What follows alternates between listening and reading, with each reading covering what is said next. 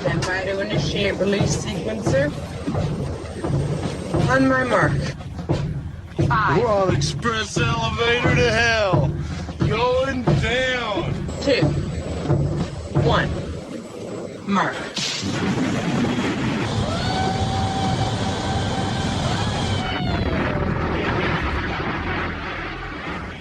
Hello, everyone. My name is Mark, a.k.a. Derringer. Today is Sunday, August 19th, and you are listening to episode 170 of the Instant Action Podcast, your weekly source for Planetside 2 news and information.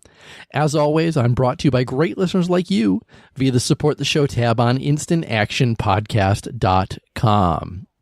Just want to remind everybody that throughout the month of August, I'm going to take any donations towards the show and give them to my good friend Ripple's charity of choice. Again, we've got a little over 2 weeks left in this month. And again, using my Amazon link, sending me direct donations via PayPal, being a Patreon member, things like that are all going to go towards his charity. So use that Amazon link, send in those donations before you run out of time.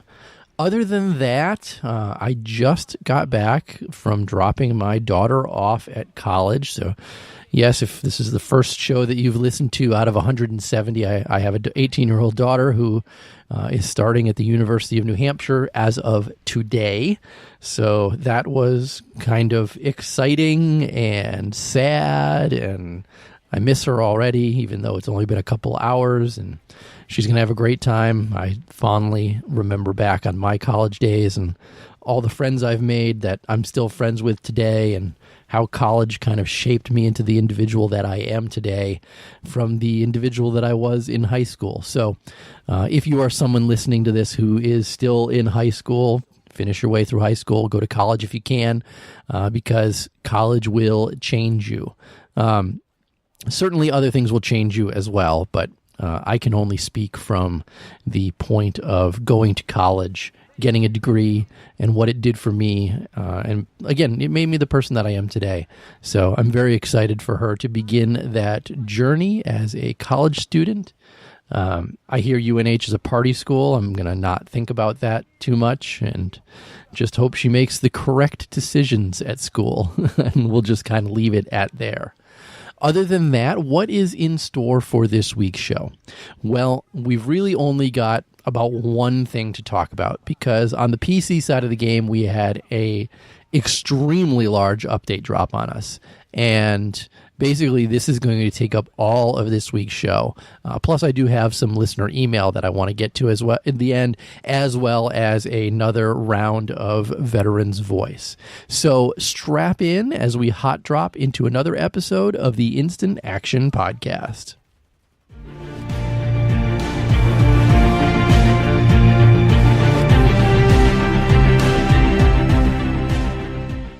And like I said, it's August 16th PC game update called Fanning the Fire Teams.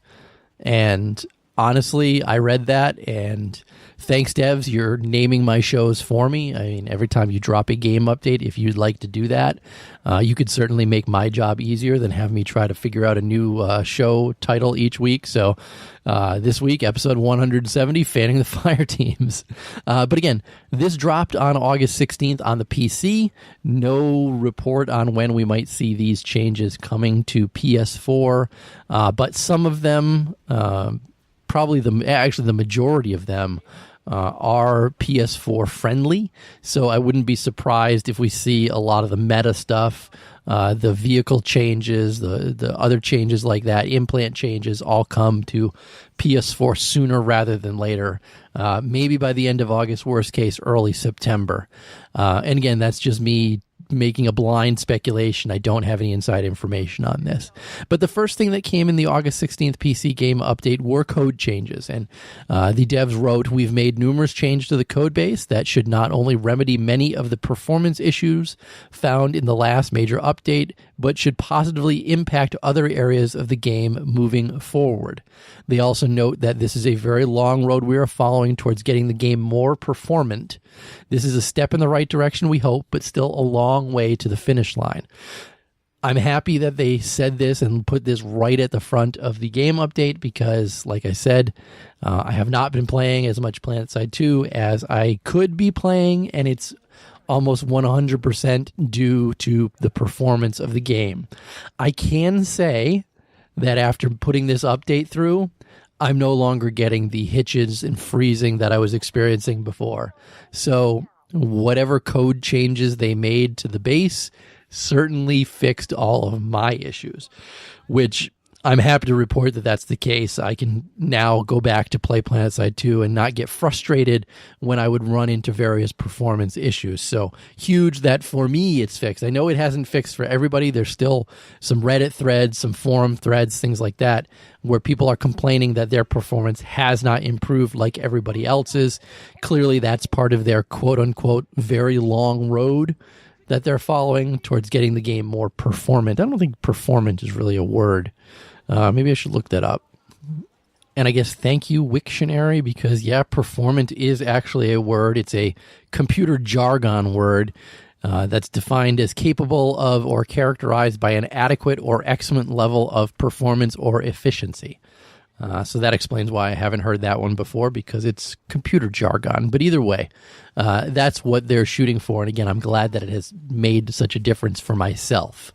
Moving along, though, there were some meta changes, and beginning with the unstable warp gates, the new time frame for them is 3 hours at the most before they will actually stabilize themselves.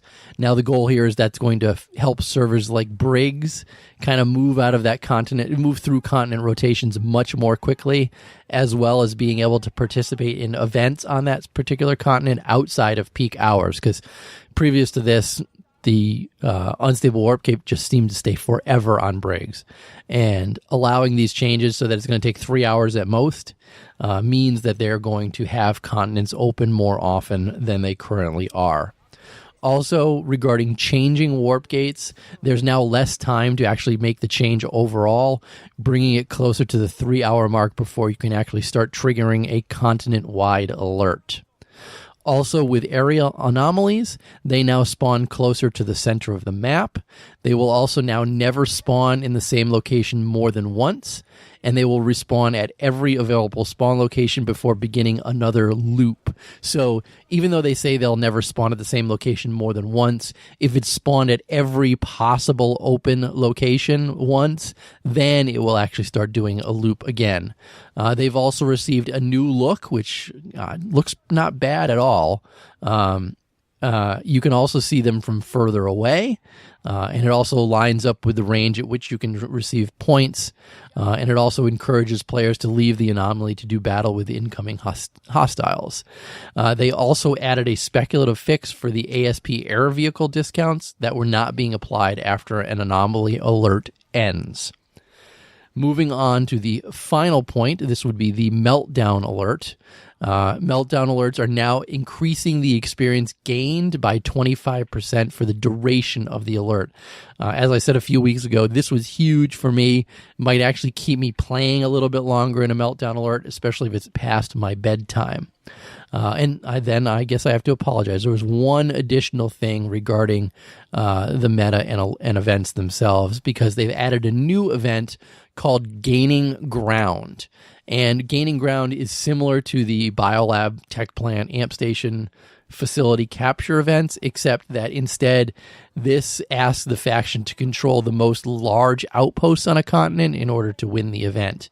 Now, what this means is, unlike with the Tech Plant, Amp Station, Biolab ones, which tended to just be one faction owns each of them, and therefore it always ends in a draw. The fact that they've increased it to a whole bunch of large outposts in addition to Biolabs, Tech Plants, and Amp Stations means that there is a greater chance that someone will actually win the alert. Because if you add more bases to the to things that are required to be captured, and not just 3, which makes it almost impossible for one faction to break out against another one unless they already currently control it. Adding all these new ones in makes it much more likely that you're going to actually get a winner out of these facility type capture ones. And they did also say that they've reduced the frequency of the old facility capture alerts at the same time, because their intent has always been to phase them out when they have enough new event types in the game itself, because clearly they don't like the Biolab Tech Plant Ramp Station facility capture events, but since the existing code was most likely already in the game, it was very simple for them to just turn that on. Rather than create and test a new event altogether. So I'm very much in favor of this new gaining ground one, especially because it could end that draw that we constantly see in the facility capture events. Moving on, join combat, and they put in parentheses instant action because everybody still calls it instant action, probably because of me and the Instant Action podcast, but I won't toot my own horn. They reduce the distance the center of a combat area will search for a valid spawn location nearby, and the hope is that this change will reduce the amount of available instant action locations, but it will also be less likely to drop you into spawn locations that aren't very close to fights. So basically what's happening here is they're sacrificing quantity but giving better quality. Now, they will be able to adjust or revert these on live without any downtime if they need to.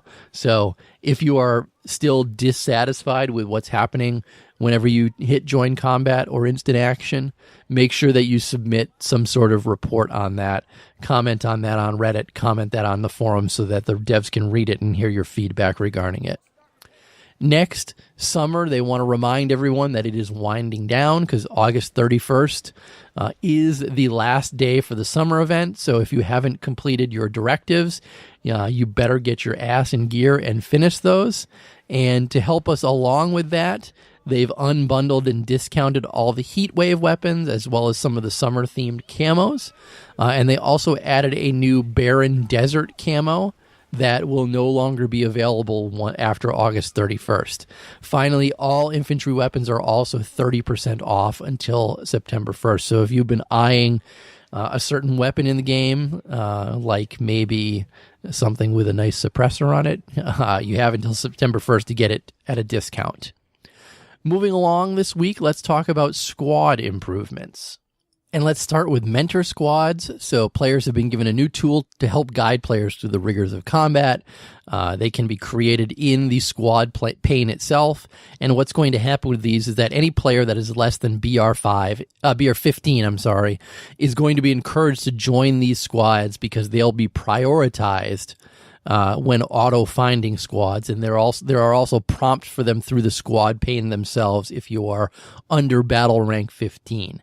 And basically, these mentor squads are stripped-down versions of a typical squad that's going to create in their hopes an environment that's more straightforward and easy to understand for new players. Now, some things that mentor squads cannot be, they cannot be converted into platoons, so you're only going to have access to 12 people. They do not have access to fire team waypoints, which is something I'll talk about a little bit later.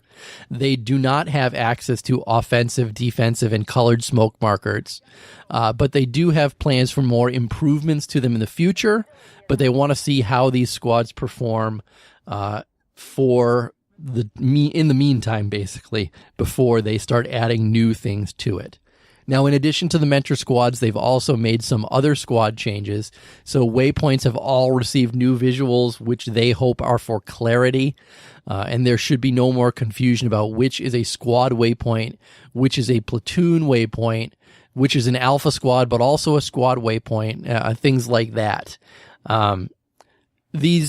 There's a lot of complaints about them right now on Reddit, so I kind of expect to see a tweak to what these are. Some people are having trouble still differentiating one from the other. I hear it's hell on colorblind players specifically, so I would expect some other changes to these waypoints soon. Also for squads, you can now modify your squad's default description as well as basic recruitment and mentor status in the squad finder before you even press the squad create button. Also, squad bans are now going to persist past character log off and last until the actual squad disband. So basically, if the squad leader bans somebody and then logs off, as long as that squad is in existence, anybody who's banned will not be able to join them. You can also now right-click on a squad member to access the options drop-down. Also, new squads will be started as public and recruiting unless you choose otherwise from the squad pane, which is actually pretty good because in the past they've kind of been hidden squads unless you checked all that stuff off. Squads can also now choose to autofill into a platoon instead of having to open each squad individually, which is a huge pain in the ass, or was a huge pain in the ass. Squads inside of platoons will inherit the alpha squad's privileges, so basically public recruiting, etc. That's all going to inherit. Squad map indicators also now show the player's facing direction, so there's actually a little dot showing you which direction the actual player is facing, north, south, east, west, etc. Squad map indicators now also show the squad leaders can now toggle on or off squad beacon privileges. Outfits, hosted platoons, and squads also are available. So basically your outfit can choose to host squads and platoons by enabling the checkbox option. They always pass leadership to another outfit member if the squad leader goes offline. And also outfit hosted platoons that have no more outfit members will pass leadership will automatically disband if they can't pass it to outfit members. So again, some big changes to squads. Now, changes to fire teams, because we knew these were coming as well. Joining a squad will now filter you into fire teams by default. And then we all know that it's going to be the hearts by default. Fire teams also now have access to a /FT chat channel as well as a fire team voice channel. Both of those are bindable in your settings menu. Fire team leaders, that's the person with the uppermost player within a fire team list, now also has the ability to place beacons and waypoints, so not just the squad leader or the platoon leader, which is nice. Fire team beacon privileges can be enabled and disabled by the squad leader. They also remove the /platoon promote me command. Orders chat has also been removed and refunded, which I know a lot of people are pissed off about, because order chat was replaced with the /sitrep command, and that is granted to all squad and platoon leaders with at least 6 players in their squad or platoon. Now, using sitrep, as I said last week, it's going to give a continent-wide situation report on your current base. It's time to capture or defend, and whether or not you need reinforcements based on current population balance. Now, I know, like I said, there's a lot of complaints on Reddit specifically about orders chat being removed. There's a lot of petitions to bring it back. In the past, orders chat was really, really abused. I mean, at one point, I remember furry porn being listed in orders chat, and I think that's one reason why it got removed, in addition to a myriad of other reasons why it was removed. So people can complain all they want, but I don't think that that's going to be coming back anytime soon now that they have the sitrep command in place. Moving on from squads, let's talk about construction. And now I know I went over a lot of this stuff not too long ago, but there is a new constructive directive, and it is now on live. And again, this stuff's never going to make its way to PS4 until they get construction, which we don't know if that's ever going to happen. But again, a new directive. It's the construction directive. Basically, if you get your tier 2 reward on it, you get a solid wall schematic. If you do the tier 3, you get a blueprint banner. It's a faction colored banner to display on your enemy death screen. And if you finish tier 4, you're going to get the Araxium mandibles, which are a faction colored Araxium variant of the default mandible ant weapon. You're also going to get the builder title to show off as completing the construction directive. Now, again, I know I did this 2 weeks ago, but let's talk about what the actual directive objectives list is. You've got construction spawns. You've got that's basically people who spawn at your base or at a router. You've got harvesting. That's collecting cordium, obviously. You've got deposit cordium. Speaks for itself. You've got repairing construction objects. Speaks for itself. You have AI, AV, and AA turret kills. Those are all 3 different.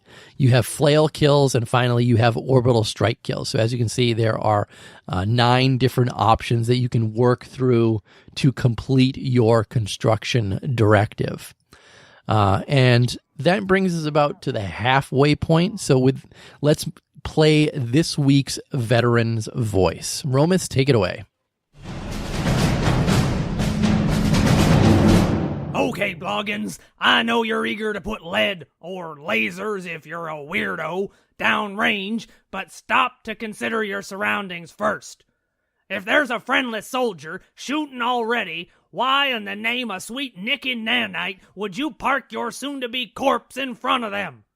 If someone is currently shooting at the enemy, there is a good chance they can kill them, which you would know if you were paying attention to our talk about trigger discipline last week.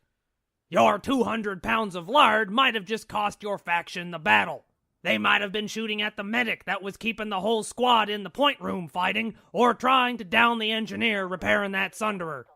Equally as likely, they might have been suppressing a choke point to prevent the enemy from charging into your face where their shotguns are effective. It's all about being aware of what's around you and knowing where people are likely to be shooting and shooting from. I would be remiss if I didn't mention a constant problem, IFF indicators. Identify friend or foe. Your heads-up display will normally show you a faction indicator above a soldier's head if they're friendly. These triangles, I like to call Doritos, sometimes don't appear immediately and can lead to inadvertently snuffing a friendly soldier. Shit happens, Bloggins, but don't let it be in a state in which you live.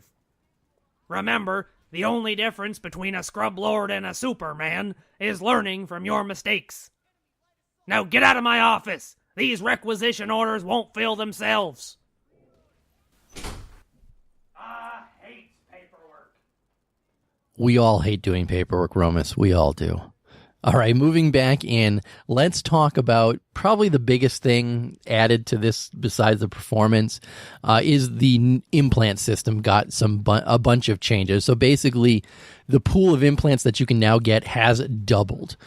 They've been added to normal implant crates alongside the ability to actually craft specific implants that you want with ISO 4. Now, I'm going to go into what the new implants are, but note with the ones for ISO 4, I'm going to just actually jump to that because that's kind of important, is that you're not going to be able to craft the exceptional implants with ISO 4, which I have to admit, I'm a little disappointed that that's not the case.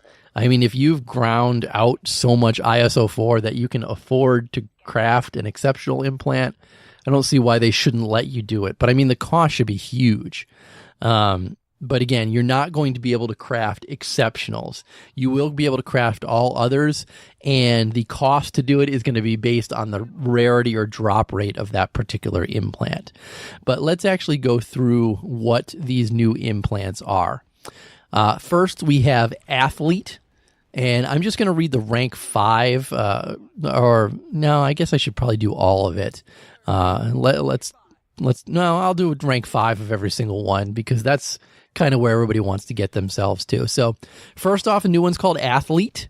And what this does is it passively increases your sprint acceleration, deceleration, and recovery speed by 20%, and your hold breath time recharges 100% faster.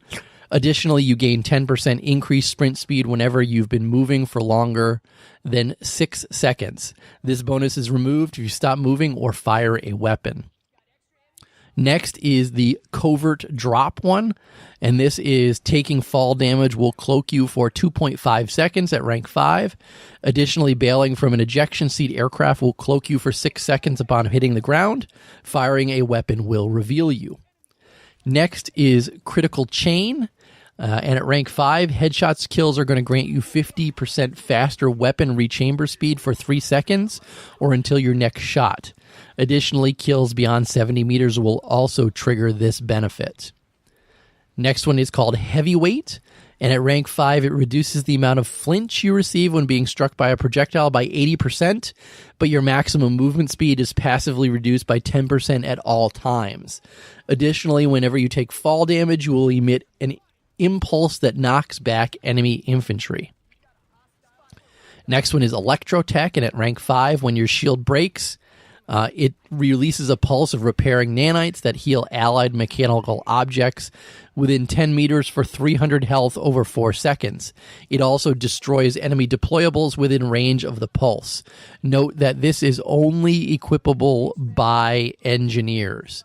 I should also go back to the critical chain one. Note that you cannot equip critical, well, you can, but if you equip a shotgun while equipping critical chain, the critical chain implant is going to be disabled. It'll still be in your slot, but you won't get the benefit from it. Next one is called Failsafe, and at rank 5, when your shield is broken, you gain 20% of your maximum ability energy. This action can only occur once every 20 seconds. Additionally, whenever Failsafe is on cooldown, receiving melee damage will shock the attacker for 150 non-lethal damage.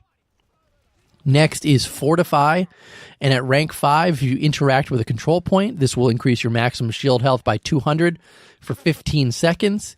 If any allies within 8 meters also have Fortify equipped, they will also receive this buff at their Fortify implant level.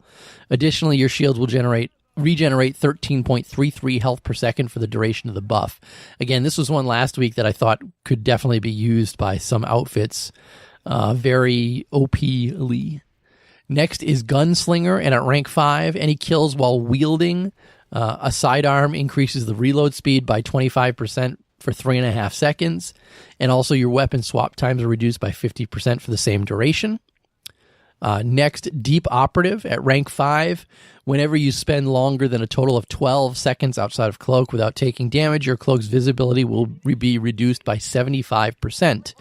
Additionally, killing an enemy will reduce this cooldown by 3 seconds. Dying or taking damage from enemy sources will reset the benefit cooldown. Again, this is the reworked Deep Operative, and it's available to infiltrators only. Next is Jockey, and at rank 5, when you're riding in the exposed vehicle seat, you will receive an additional 50% maximum shield health. Additionally, squad mates and vehicles within 50 meters of you also receive this benefit at 20% shield strength. Next is Mending Shield, and at rank 5, any allies who are below 300 health passively heal for 15 health per second while you are within 7 meters.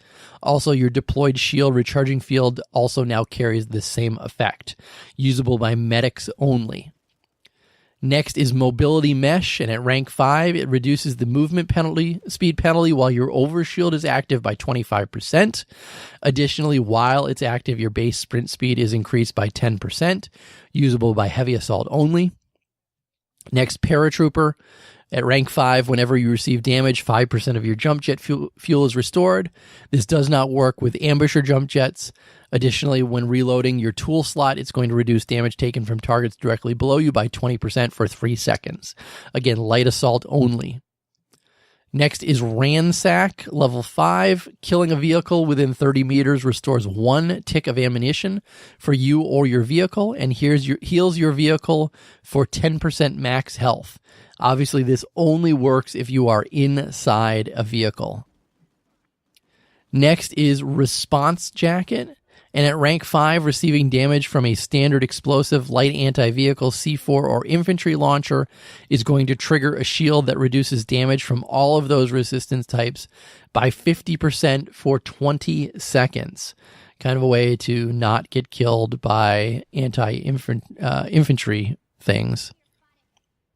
Next, Salvage, and this is the first max only one. At rank 5, if you kill an enemy max, you're going to restore 800 health. If you kill a max within 5 meters of you, you restore another 200. So at rank 5, if you're killing a max within 5 meters of you, you're going to gain 1,000 health total. Next is Sidewinder, and at rank 5, your strafe speed is increased by 35%. But accelerating and decelerating while strafing takes twice as long. In addition, you no longer appear highlighted on IRNV optics. And again, that's rank 5, but that last thing is kind of interesting. Next, Survivalist. At rank 5, your shield recharge delay is passively reduced by 1 second. In addition, whenever you are reduced below 250 health, your sprint speed is increased by 20%, and your reload speed is increased by 15% for 8 seconds. And the last regular one is called Symbiote, which we've talked about before, but at rank 5, it passively receives 20% small arms resistance. It does not stack with nanoweave armor, but anytime you are alive for longer than 30 seconds without taking small arms damage or killing an enemy player, the symbiote will gnaw at your health pool, and you will lose a little bit of health. It will never fully kill you, though. Now let's go through these new exceptional implants, because there's a few of those as well. The first one is called Avoidance, and your movements no longer trigger claymores, proxy mines, or bouncing betties, and the range at which Spitfire turrets can acquire you is reduced by 50%. The next one is called Bionics, and for this one, your personal shield health is increased by 400, and 400 health is instead removed from your health pool. Next is called Cold Heart. Whenever you kill an enemy with a headshot, your heat weapons receive 30% faster recovery delay and cooldown rates for 3 seconds. There's also one, I think this is the final. Oh no, there's two more. Disengage, available for maxes only. If you activate emergency repair, it's going to also create an impulse wave that throws enemy infantry a short distance away and also increases your sprint acceleration speed by 25% for 3 seconds. And the last new implant is called Firewall, and this is one that they showed during a dev live stream, and we know all about this one already. But again, interacting with allied base turrets or Spitfire turrets embeds them with firewalls, which must be disarmed by enemy infiltrators before they're able to be hacked. The firewalls last 360 seconds and grant turrets an additional 25% maximum health. This can only be used by infiltrators. So as you can see, I mean, that's a total of 24 new implants that they added to the game. And like they said, they've basically doubled the amount of implants that they can put in the game. Some of these are okay. Others are kind of but really what this does is gets you out of the cookie cutter styles and allows you to mix and match some implants with each other a little bit more because there's so many of them now. I think it's better than it's good, not bad that they added so many new of them, but some of them are better than others. Now, they also did make some adjustments to some of the existing implants in game, so let's go through those now. Starting with Minor Cloak, the uncloak delay for firing a weapon was reduced down to 1 second. Moving no longer immediately resets your cloak cooldown, but will immediately uncloak you. Now, short bouts of movement after being cloaked will allow you to re-enter the cloak more quickly. Also, firing your weapon now resets the Minor Cloak countdown, ensuring that players no longer accidentally fall into Minor Cloak while engaged in combat. Sensor Shield was reworked as well, so the detection range reduction has been buffed for all ranks, and the rank 5 benefit was modified, so rank 5, while you're walking, you're not detectable by recon devices at all. Rank 1 is still 45 meters to within 30 meters. Aerial combatant got changes. Fuel restorations are now the same percentage of maximum fuel regardless of the jump jet type. Vehicle kills at rank 5 now restore 30% of your jump jet fuel, and deployables no longer trigger aerial combatant. Assimilate got it reworked as well. Tier 5 benefit from 30% of current energy restore to 10% of maximum energy restore. And the hope here is that restructuring it reduces the overwhelming synergy with Adrenaline Shield, while resulting in higher energy returns in situations where you'd normally deplete or get close to depleting your energy, since it no longer bases the regeneration on your current energy supply. The Nanomesh Specialist also got reworked. Your overshield abilities now decay 50 to 80% slower while stationary and 25 to 40% slower while moving, and at rank 5, your depleted overshield no longer has a delay before it begins recharging at all. And the rank 5 bonuses and progression from rank 1 to 4 have been swapped and increased to be more useful in more situations. Finally, the Deep Operative one got changed, and I talked about that a little bit already. Moving on, let's get to vehicle changes, because there were some of those as well. And then after that, we'll run through some infantry changes as well, because this patch just had a little bit of everything. So starting with the Flash, the Buzzard had its camera pitch fixed, the yaw changed, the velocity changed, because it had some major usability issues in terms of tracking targets, hoping that these changes make the weapon easier to use. We talked about these changes not too long ago. Galaxy had its heavy machine gun resistance increased, chain gun resistance increased, and the goal is to make it reduce how quickly the Galaxy can be destroyed by weapons like the Liberator's Vector and the Valkyrie's Wyvern. The Valkyrie also had its Wyvern's minimum damage reduced to 143. It had its resistance to small arms reduced to 75. What their goal here was to put the damage from small arms in line with that of Empire-specific fighters. Note, however, the Valkyrie does still retain its 50% belly armor and the capacity to repair from the rumble seat, so it really should offset that. The Lightning and main battle tank main cannons, their goal was to move away from Hesh, allowing for one-shot kills indirectly, and instead they've increased the consistency of its blast damage in an area, and they also rebalanced the direct damage output and reloads of certain weapons to bring their damage output to a level where they'll feel like more viable options. So basically, the Lightning's heat had its outer blast radius reduced. The Lightning's Python AP had its direct damage increased to 700. Its Hesh had its direct damage reduced. Its direct damage slightly increased. Its indirect damage reduced. Its reload speed increased and its inner blast radius increased. The Vanguard's heat had its reload speed reduced and its outer blast radius reduced. Its AP had its reload speed reduced. Hesh had its indirect damage reduced and its inner blast radius increased. The Mag Rider's Supernova PC had its reload speed reduced and its outer blast radius reduced. The VPC had its inner blast radius increased, and the Prowler's heat had its outer blast radius reduced. Also, some other miscellaneous vehicle changes. IR smoke shouldn't blind people as much as it did before. Sunderers should now be able to undeploy while under fire and being repaired. They also fixed and updated some of the deploy shield particle effects, and they updated its blockade armor description to be accurate with its benefit. And again, they fixed that issue with vehicle in-cockpit displays that were blank. Now, infantry changes. First off, flak armor had its tank shell resistance given at rank 3 and above completely removed. They also removed the descriptions mention of C4 and tank mine resistance prior to rank 5 because they were never getting those resistances. So, in conjunction with the tank changes that I just went over, it means that a Lightning, Mag Rider, and Vanguard Hesh, as well as Mag Rider and Vanguard AP, can now one-shot flak armor infantry on a direct hit, which I said before. Wish they would change that back. IRNV optics, the 1X had its sway remove. The Spitfire turret no longer has limited usage and instead is now cooldown based. Upgrading this turret now reduces its cooldown by 5, 10, or 15 seconds from a base of 35 seconds. I like this change.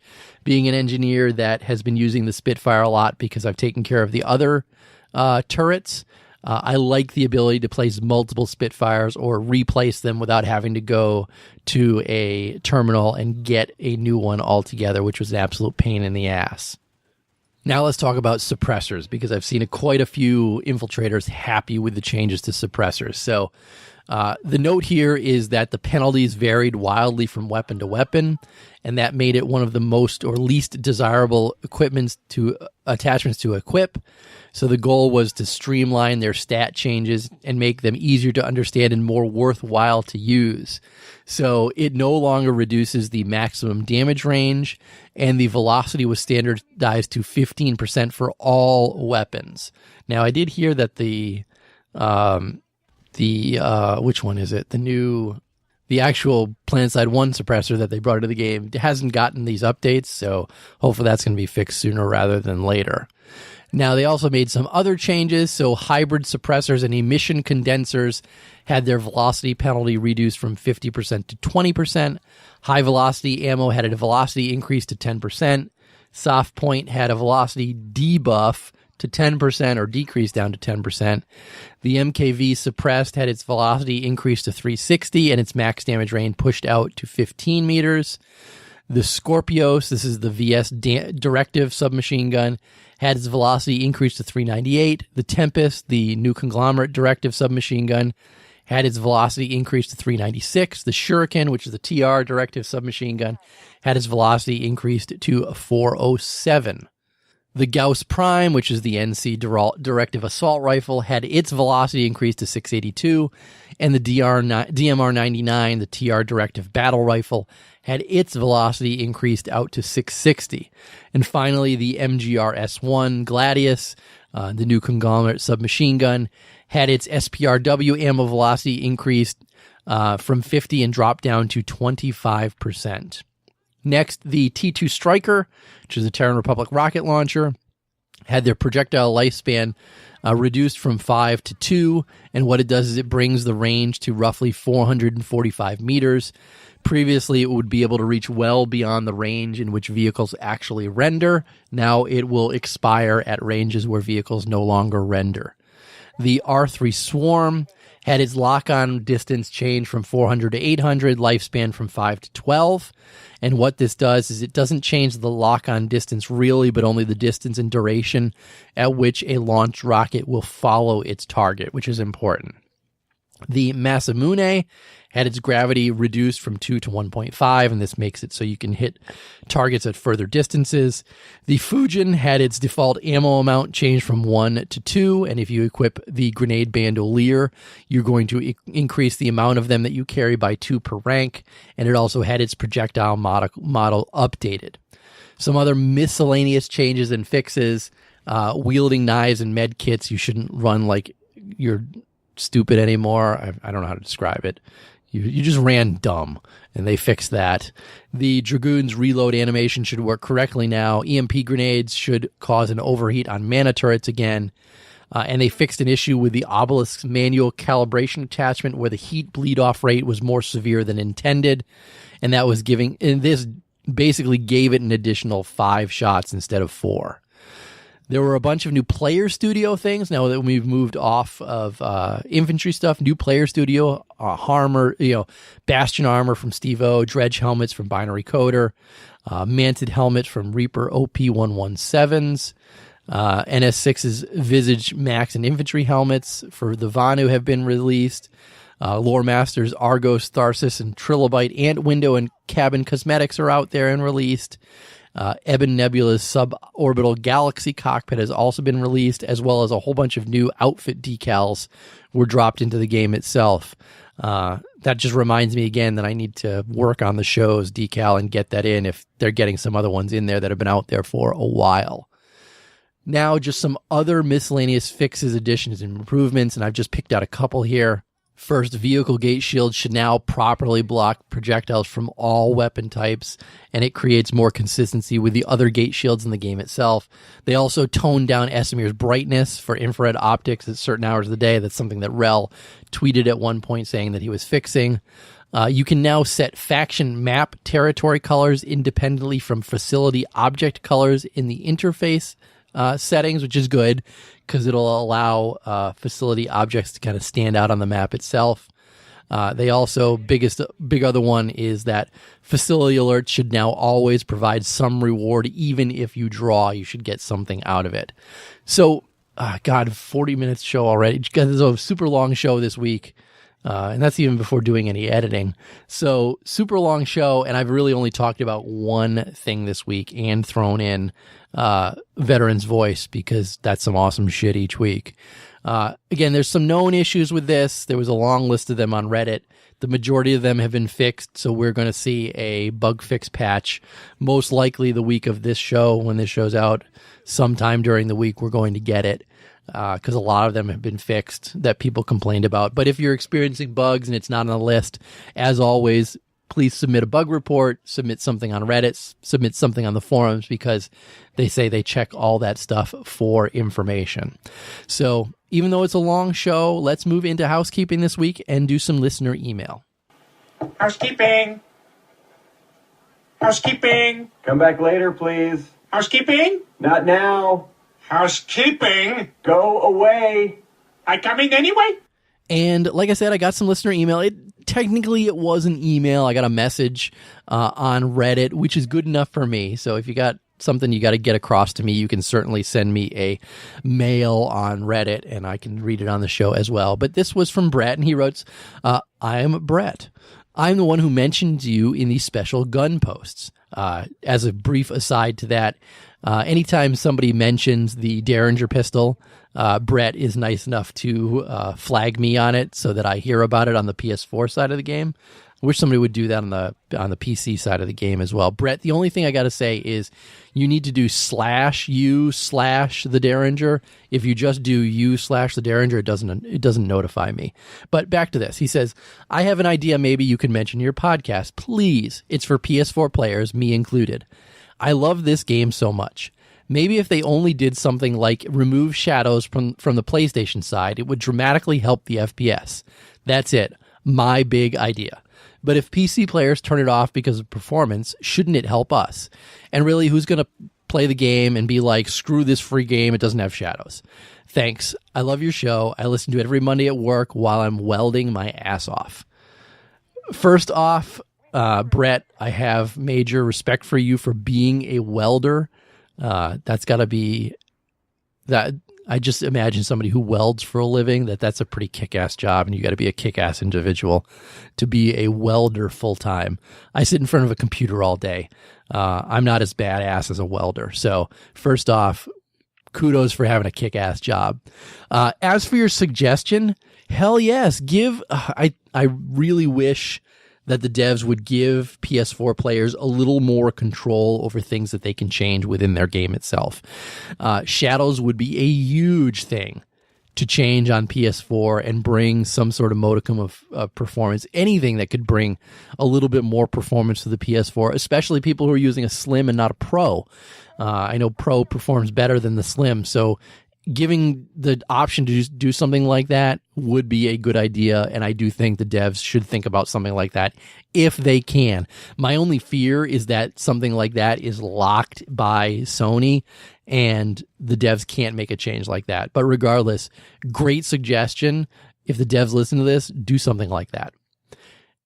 Anyways, that's going to be it for this week's show, and personally, I'm frigging exhausted.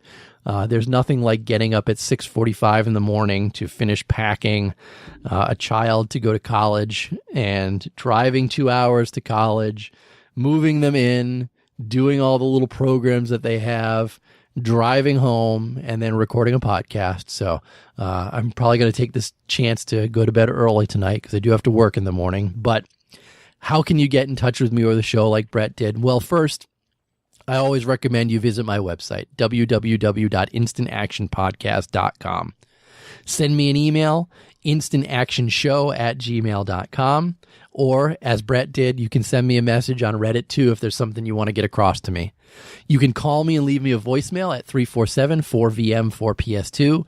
That's 347-486-4772. Please follow me on Twitter. The show is at InstActPodcast, INSTACT Podcast. And my personal Twitter is at The Derringer, because Derringer is still taken by some dumb girl who hasn't tweeted since 2007. But anyways, enough about that. In closing, if you've enjoyed the show, please leave me a review on your podcast listening avenue of choice, whether it's iTunes, Stitcher, Google Play, or anywhere else. Also, feel free to tell your friends and outfit mates about the show. And finally, thanks for listening, and keep spamming that Join Combat, formerly known as Instant Action button.